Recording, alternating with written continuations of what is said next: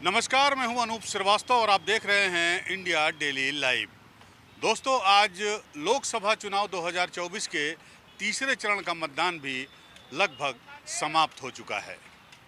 जैसे कि उम्मीद थी कि पिछले दो चरण के मुकाबले इस बार मतदाता खुलकर बाहर निकलेंगे और अपना वोट डालेंगे, लेकिन हमारे पास जो रिकॉर्ड है, जो आंकड़े आए हैं चुनाव आयोग से 3 बजे तक के, उसके मुताबिक उत्तर प्रदेश में 3 बजे तक 46.24% मतदान हुआ है।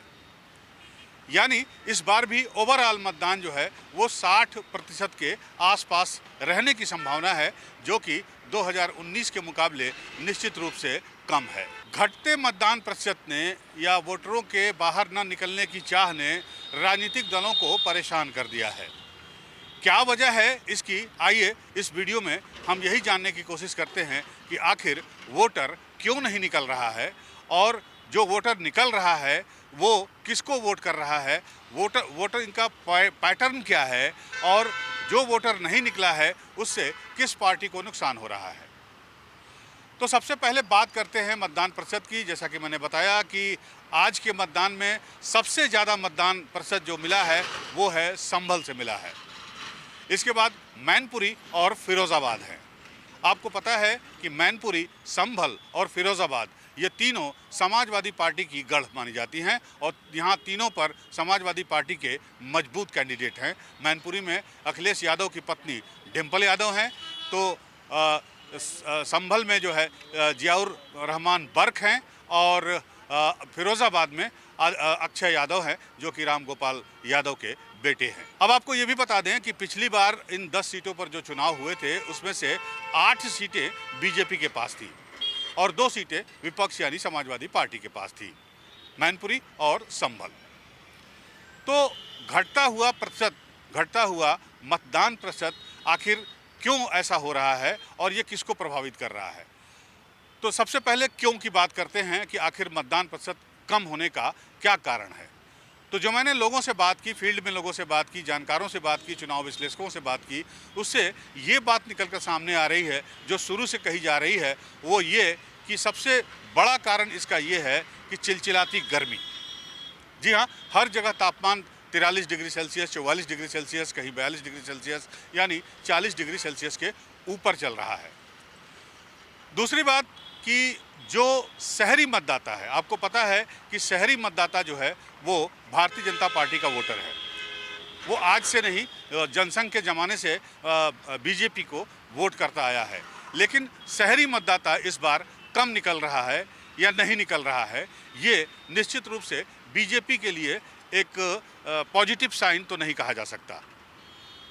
दूसरी तरफ जहां पर आप देखिए कि जो एक वर्ग विशेष का वोट बैंक है, वहां पर वोटिंग ज़्यादा हो रही है। जैसे मैंने आपको बताया कि संभल में वोटिंग ज़्यादा हुई है। जाहिर सी बात है, संभल में मुस्लिम मतदाताओं की संख्या तकरीबन 30-32% है। यही हाल फिरोज़ाबाद में है, संभल और बाकी दूसरी जगहों पे है, जैसा कि पिछली बार के मतदान में रामपुर वगैरह और बिजनौर वगैरह में, सहारनपुर वगैरह में आपने देखा था। तो इसका मतलब कि मुस्लिम मतदाता निकल रहा है, लेकिन जो शहरी मतदाता है, जो हिंदू मतदाता है, वो नहीं निकल रहा है। आखिर इसके न निकलने की वजह क्या है? उसके कई कारण हैं। बीजेपी ने मतदाताओं को बूथ तक लाने के लिए अपने बूथ वर्कर बनाए हैं, पन्ना प्रमुख बनाए हैं।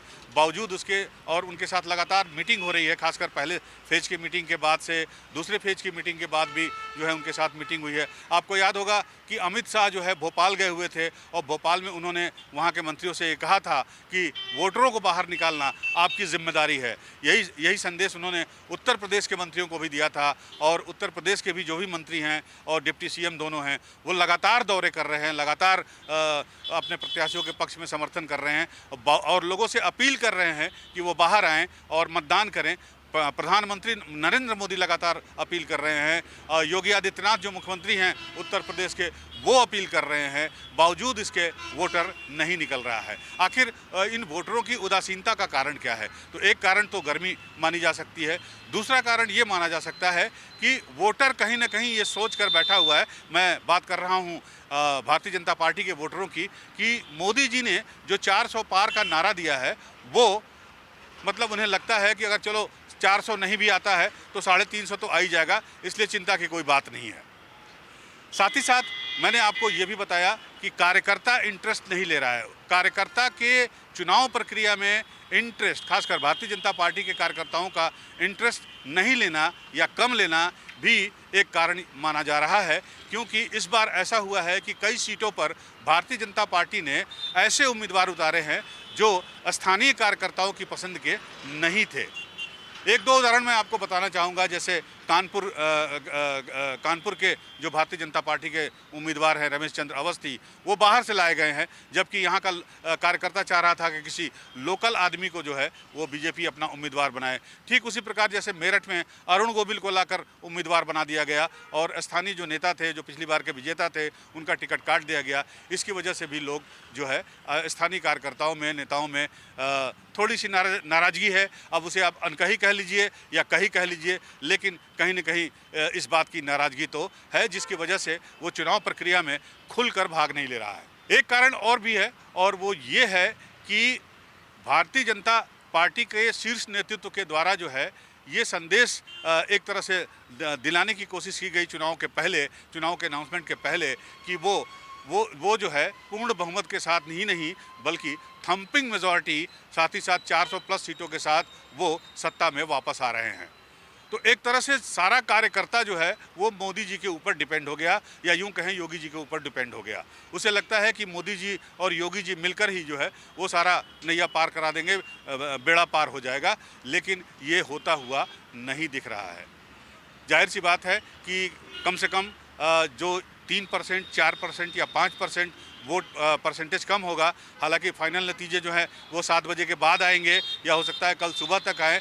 उसमें ये सही पता चलेगा कि कितना वोट कम हुआ, कितने परसेंट कम हुआ है, और पिछले बार के मुकाबले इसमें कितनी कमी आई है।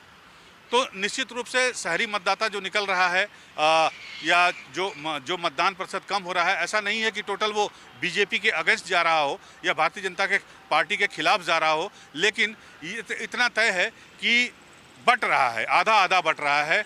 मान लीजिए अगर 4% वोट कम हुई या 5% वोटिंग कम हुई तो 2 से 2.5% वोटिंग हो सकता है कि विपक्ष के खाते में जा रहा हो, 2 से 2.5% जो है वो बीजेपी के खाते में जा रहा हो, लेकिन कम हो रहा है बीजेपी के लिए कम हो रहा है, ऐसा माना जा रहा है, ऐसी आशंका जताई जा रही है। और 2% 1.5% वोट अगर वो शिफ्ट हो रहा है बीजेपी की तरफ, तो इसका मतलब ये है कि वो विपक्ष के लिए या इंडिया गठबंधन के लिए या समाजवादी पार्टी के लिए या कांग्रेस के लिए प्लस पॉइंट है। तो अगर 2-2.5% वोट भी बीजेपी के कम हो रहे हैं तो निश्चित रूप से ये एक निश्चित रूप से सकारात्मक संदेश कम से कम पार्टी के लिए नहीं है। निश्चित रूप से पार्टी को आने वाले 4 चरण में और मेहनत करनी होगी। साथ ही साथ मुझे लगता है कि चुनाव आयोग को भी इस बात पर सोचना होगा कि इतना लंबा शेड्यूल, 7 चरणों का लंबा शेड्यूल, लगभग 2 महीने का चुनावी प्रक्रिया का शेड्यूल जो उन्होंने जारी किया, इससे भी आम आदमी के मन में जो है एक तरह से आप कह सकते हैं कि उदासीनता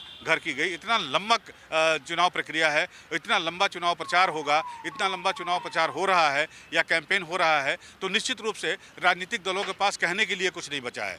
कोई नई बात सामने नहीं आ रही है, कोई नया नारा सामने नहीं आ रहा है। ले दे के वही भारत पाकिस्तान, वही ज़्यादा बच्चे, वही एक कानून और बहुत सारी चीज़ें ऐसी है जो मतदाता पहले सुन चुका है, और अब शायद उसको इन सब बातों को दोबारा तिबारा चौबारा बार बार रिपीट होता हुआ उसे शायद पसंद नहीं आ रहा है। तो ये भी एक वजह मानी जा रही है कि मतदाता उदासीन है और वो वोट नहीं देना चाहता या वोट निकल कर वोट करना नहीं चाहता इतनी गर्मी में।